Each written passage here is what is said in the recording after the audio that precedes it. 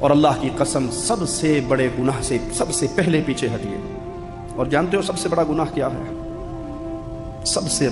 بڑا گناہ جس گناہ کی موجودگی میں کبھی معافی نہیں ہوگی وہ شرک اکبر ہے۔ اس سے باز آ جائیے، غیر اللہ سے تعلق کو توڑیے،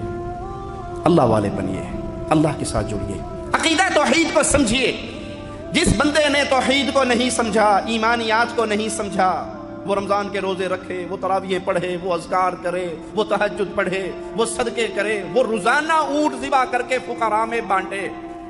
اور وہ یا علی مدد کے نعرے لگاتا ہو، وہ یا رسول اللہ مدد کے نعرے لگاتا ہو، وہ مردوں کو مشکل کشا سمجھتا ہو، وہ مردوں کو حاجت روا سمجھتا ہو، وہ مردوں کو بگڑی بنانے والا سمجھتا ہو، وہ ان کو اپنے اور اللہ کے درمیان ایک ایسا واسطہ سمجھتا ہو کہ جب تک یہ راضی نہیں ہوں گے اللہ راضی نہیں ہوگا،